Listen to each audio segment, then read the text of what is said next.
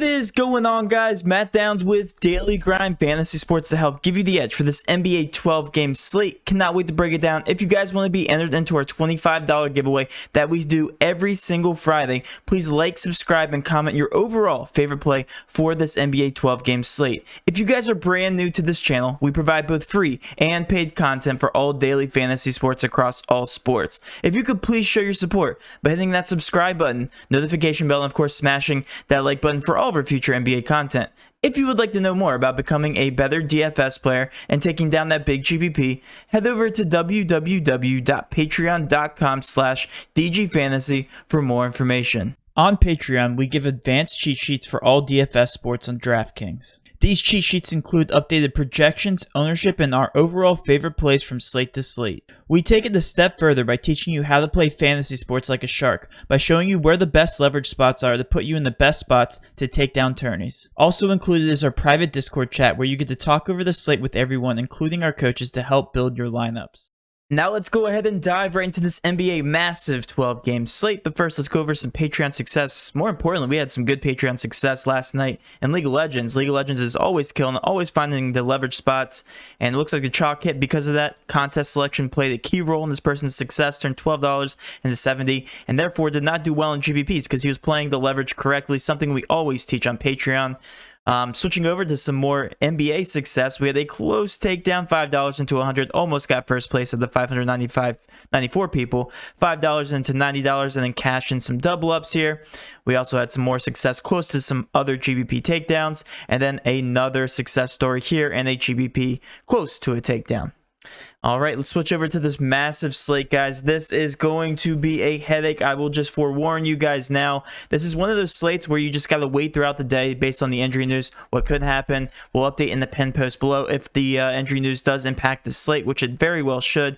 Also, stay tuned for our live stream where we will break down some of the late-breaking injury news and how that will impact everybody's plays and how that will impact ownership. The good news is that we have some early ownership for you guys. However, this is pending. This will change, and if you guys aren't paying attention to all the slate-breaking injury news before the slate lock, this will be a tough sport to conquer for you guys DFS-wise. So let's jump into the very first game here. Detroit versus Cleveland. Detroit, just Griffin and Hayes out. The prices did get adjusted on all those players, so we will pay attention to them, but nothing really to look at in this first game with Cleveland. Still Dellavedova and Kevin Love out for the Cleveland Cavs as always. Nothing happening there. With Sacramento, we have Bielitsa, Jeffries, and Ramsey out for these guys. The prices did also get adjusted upward on the Sacramento Kings. We'll take a look at them in just a little bit. Orlando, the same injuries. Michael Carter-Williams is questionable. Nothing to be said there. However, Orlando is in a pace-up spot, so they are intriguing from a GBP perspective. With Indiana, Sabonis is questionable. That is huge. If Sabonis is out, that's going to give a huge usage boost to guys like Brogdon, Miles Turner, and even Justin Holiday. So again, something to look at here as the day goes on. With Charlotte, Darling Riller out. Nothing really interesting there. With Brooklyn and Atlanta, no injuries right now, but this is a massive over-under. We saw these guys play earlier in the season. A 242 over-under is what they had them pinned at, and they played like it was an all-star contest. And then the next game that they played, it was like both teams barely scraped 100 points. It was an embarrassing game. So the over-under is pinned at 236. Still a very high over-under. We're definitely going to be paying attention to that game as well. With Denver, Dozier and Whittington are out for these guys. Nothing really going on there. With Miami, it's going to be Butler, Harkless, Leonard, and Silva out. Bradley, Dragic, and Hero are questionable. That definitely will shake things up for Miami. However, the price tags are very aggressive for them as well. With the Lakers, nothing really going on there. I know Anthony Davis and LeBron James are always questionable, so no new news for them. With Philly, nothing going on there. Milwaukee, Adams is out. Nothing really going on. With Toronto, Siakam is questionable. That will impact the Toronto Raptors because this is a pace-up spot. Should be competitive. I do have some interest in the Raptors if Siakam is held out. With Boston versus San Antonio, we have Langford and Pritchard out and Derek White out. Nothing really happening there. With Washington, all these guys have cleared the COVID protocols, so they should be back here. It shows everybody on this roster probable. So now that they have a full roster, no interest in them whatsoever. We were all aboard the Washington train last night. That's not going to be the same story here against the Pelicans. Pelicans, no injuries with OKC. We have Horford questionable. If he's held out, that will impact them. With Phoenix is the only solidified news, the injury news that we have right now. Booker, Jones, and Saric out, so we have a lot of interest in the Phoenix Suns. It's going to be a pace down spot for them, so not too much interest, but I do like some price tags on some of those players. With Dallas, we have the normal injury news. Finney-Smith, Powell, Richardson, questionable. If they do play, I'm going to be way off of these guys for Dallas. Should be a pace down spot for them. With Minnesota, we have Culver, Hernan Gomez, and Towns out. That definitely impacts them. And then Golden State, no injury news that impacts them, but it is a pace up spot for both these teams, so we will be paying attention to the price tags there for those teams. Starting in the very first game, like I said, if Sabonis is held out, that's going to impact this team tremendously. But right now, the ownerships are not high on these guys. The highest point per dollar value right now is Justin Holiday playing 33 minutes projected, 4.6K. Is just a very intriguing price tag. Not that bad of a value play from him. Anybody playing over 31 minutes, anything below $5,000 is always intriguing. Don't really care about their usage. If they're out in the court and if they get a couple lucky shots, they could get hot. Definitely makes for a good GPP option. All these ownerships, just GPP options for Indiana. With Charlotte, we have an interesting picture here. Gordon Hayward, $7,500, a price increase, 8.5%, just GPP options. This is going to be a pace down spot for them. LaMelo Ball has been getting a huge price drop because his minutes have been diminishing.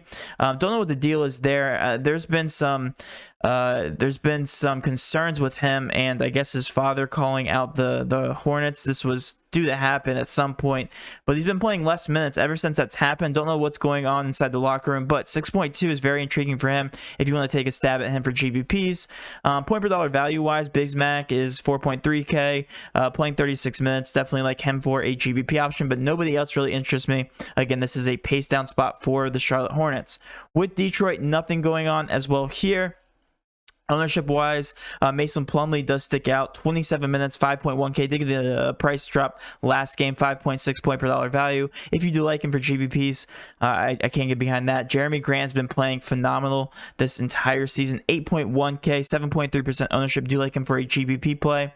And then one guy I want to talk about is Delon Wright. He was 5.5K. Did get out to a very good start without Killian Hayes on the floor. He's in a similar spot now, so if you want to take him for GPPs, yeah, that's okay. Nothing going on here for obvious plays for cash. Going to be completely off of these guys for cash. Moving on to Cleveland. Just no, there's nothing going on here. There's so many new guys on the roster. We have yet to see all the prices get back down. Andre Drummond's been playing about 27 minutes a game, 8.4K. Not intriguing whatsoever. The only guy that I have any interest in whatsoever is going to be Colin Sexton, just because he plays a good amount of minutes, but even only played 30 minutes. We're used to seeing him play the entire game, literally 38 minutes plus. Since he's been getting these minutes dropped on him, not having any interest in Cleveland whatsoever. Moving on to Sacramento.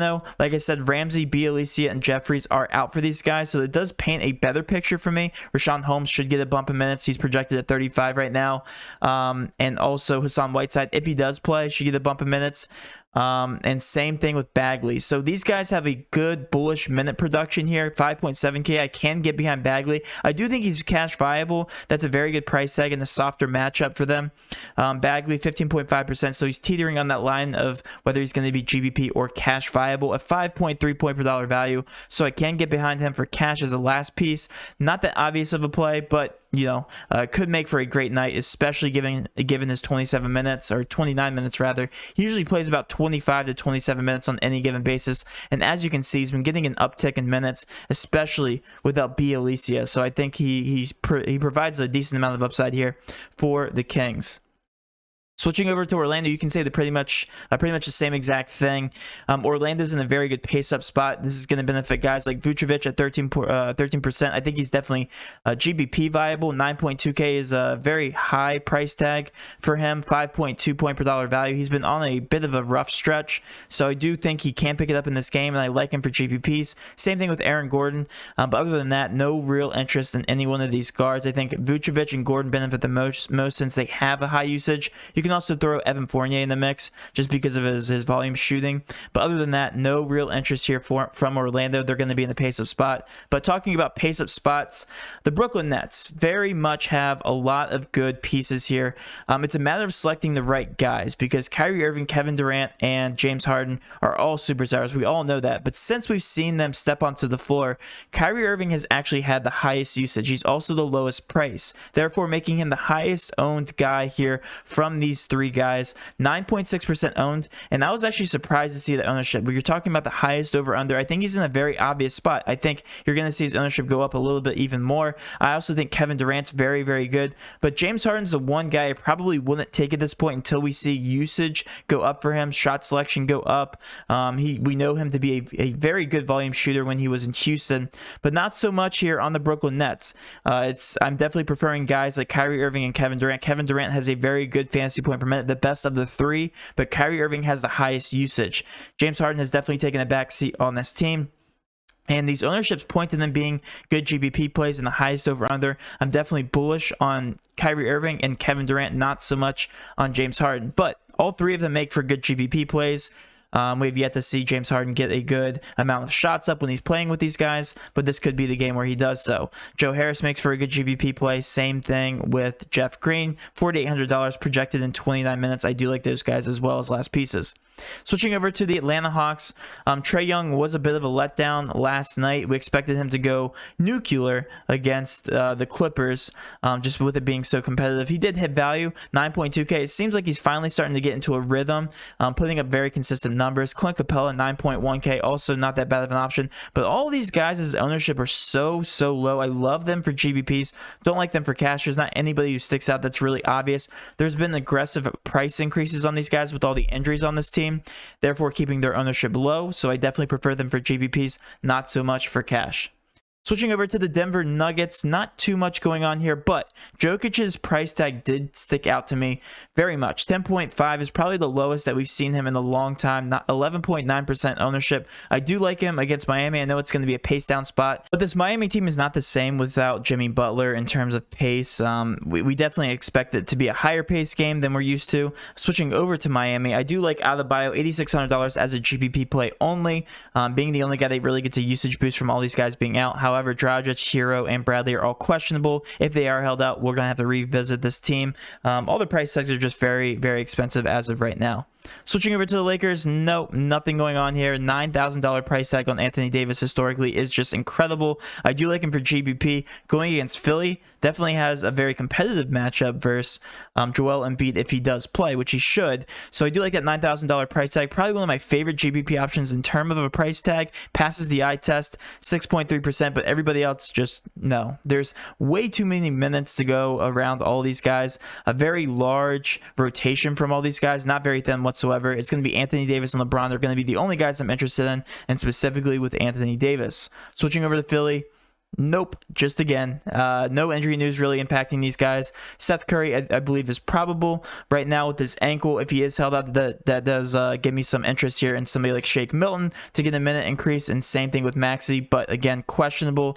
Nothing going on as of right now. With Milwaukee, Giannis, if this does remain competitive, is always a good GBP option. 10.7K, 6.3% owned. I do like him. Chris Middleton did get a price increase. Do like him for GBP as well.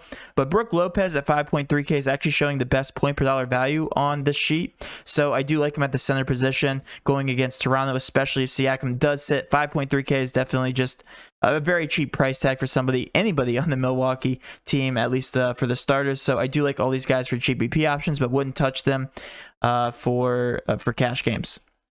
Switching over to Toronto, gonna definitely be on these guys if Siakam does sit. We saw what they did last game without Siakam. Lowry did drop a dud, but everybody else did good. It seems like everybody but Lowry had a ceiling game. So without Siakam on the floor, Lowry does benefit the most. Van Vliet also benefits in terms of usage, and same thing with Boucher. And Aaron Baines apparently decided to take like 50 shots in this contest. 9. That's not something that we're used to seeing from Aaron Baines. So even he gets some more added shot selection here in the starting lineup for the Toronto Raptors. Raptors. Switching over to this more appealing contest here between the Celtics and my Spurs. Yes, me and TJ will be going at it here a little bit later on the stream. Don't know how the Celtics are favored by 3 points. That is just crazy. Don't know why. But Kemba Walker, 28.7% owned. I made him the thumbnail just because he's in a pace-up spot here. He's been doing phenomenal. I think he's going to be getting a minute increase here pretty soon with all these starters. Marcus Smart, Kemba Walker, Jason Tatum, and also Jaylen Brown, they're all back for these guys. So I know it's a full roster, but Kemba Walker has been playing very, very well since he's been back from injury, and his price tag is still very cheap. 6.3K, pace of spot, everything makes sense for him. I like him as a last piece here for cash games. Switching over to the San Antonio Spurs, we have DeJounte Murray, who's still very, very cheap, 6.6K, 15.9%. I believe a battle of the point guards is what we're going to be looking at in terms of cash here from both these guys. I like both of their price tags, but the good thing about DeJounte Murray is he plays 33 to 35 minutes each game. He's a 5.6 point per dollar value. And DeMar DeRozan standing out like a sore thumb here. 7.1K, 14.5% owned. I think he's more of a GPP option, but I'm very bullish on somebody who has the highest usage rate for the San Antonio Spurs. Should be competitive, and I like him at a 5.5 point per dollar value. Everybody else is just GPP options here for this team. Switching over to the Washington Wizards, like I said earlier, way too big of a price increase on all these guys with everybody back. They should all be back, and if they are back, I don't like anybody on this team, not even for GPP. Bradley Beal is showing at 10.9%. Don't even have real interest in him. This is going to be a pace down spot for the Wizards. Probably going to be fading these guys for the majority. Taking maybe one or two stabs and maybe Bradley Beal or Russell Westbrook. Looking over at the Pelicans, this is going to be a pace-up spot for them. Steven Adams, 5.5K, playing 30 minutes, a 6 point per dollar value. That's relatively cheap. Should have a fairly good matchup, and again, pace-up spot for all these guys. So all these guys make for really good GPP options. Eric Bledsoe, 5.8, is also undervalued. Zion, 7.8K, definitely gonna be bullish on him, especially with what he's been doing late. Has been hitting his price tag nearly every single contest at 7.8K. Only has to get to about 38 points, and he's a very safe play. Waiting for that ceiling game against him. Does have another opportunity here versus the Washington Wizards. So at 5.7 point per dollar value, I definitely like him. Same thing with Lonzo Ball. He's been getting an uptick in minutes. Was very bullish on him last game, and he got 30 minutes. So we see a similar type of minute production here. 5.6K, a 5.6 point per dollar value as well. So I like all the starters here, including Brandon Ingram, also playing 35 minutes. Has kind of taken a backseat here to Zion Williamson in the starting lineup, but I like that price decrease on them. I like all these guys in terms of upside across the board. Switching over to the next game, we have OKC. If Horford is held out, that gives a boost to Roby, who's been fairly chalky in all these other contests that we've seen Horford sit, and I think he's still a good point per dollar value. Other than that, just nope, not any interest whatsoever. All the price tags are very, very aggressive on this team, especially in a pace down spot versus the Phoenix Suns. Speaking of Phoenix Suns, we have Cameron Johnson, the most obvious play on the slate right now, averaging 1.03 fantasy points per minute with Booker off the floor. A 4.8K price tag. I have him pinned at 30.9 points and a 6.4 point per dollar value. This is where the obvious plays do come in. I also consider DeAndre Ayton a nice cash option, projected at 21.9% ownership. A 7.3K price tag. You actually got a price drop with Booker off the floor. Don't get that. So he's a 5.7 point per dollar value. Mikal Bridges, a 5.3K price tag. I also like him playing a heavy amount of minutes. And another guy that stepped up in the clutch last game and stepped in for Booker, a 4.9K price tag. Jay Crowder, averaging 0.82 fantasy points per minute with these guys off the floor. I do like him as well. He played 45 minutes last game. That's a bit of a stretch. He won't play that much this game, but being inserted into the starting lineup, playing starter minutes, I definitely am bullish on all four of these guys. And you can also throw Chris Paul into the mix. 15.5% ownership.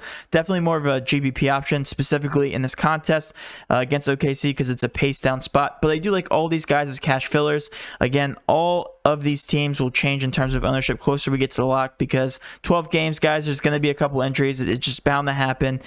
Feel free to sit back and just kind of enjoy it and wait for us to dissect it here on the live stream. Moving on from Phoenix, we have Dallas. Again, just another no team. Doncic at 10.9K if you want to take a stab at him in GPPs, but nothing else going on here. All these guys should be back, and if they are, it's going to make me even more off of somebody like Doncic or Porzingis. Switching over to Utah, we have Rudy Gobert at 7.2K. We saw what he did with that price tag last night. I expect something very similar with a very weak front court in the Dallas Mavericks. So I definitely do like him. I think he's cash viable. Same thing with Mike Conley. He got a price decrease, 6.1K. We did say last night, if this game did stay competitive last night versus the Knicks, this would be a great spot to attack because all these price tags are just very generous for these guys. Even Donovan Mitchell, 8.4K, did let up a dud last night, but should bounce back tonight against the Dallas Mavericks. Last but not least, we have another high over-under. I believe this is the second highest on the slate. Yep, 228.5. Minnesota Timberwolves versus the Golden State Warriors. I don't know why all the ownerships are so low on this.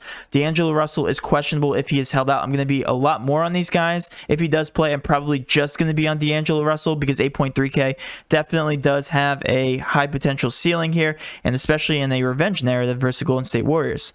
And then last but not least, the Golden State Warriors, Draymond Green, 5.3K, just GPP viable. Steph Curry, 9.3K is just way too cheap if this game does remain competitive. Right now, Golden State is favored by 8 points, so it should be relatively competitive. And if he does remain at 9.3, going to be one of my favorite GPP options on the slate because it does easily cover that price tag when given the minutes. And that will end my video, guys. Hopefully you did enjoy this breakdown. If you did, please do hit that subscription button, notification bell, and of course smash that like button for all of our future NBA content. With all that being said, have a great rest of your day, and let's cash.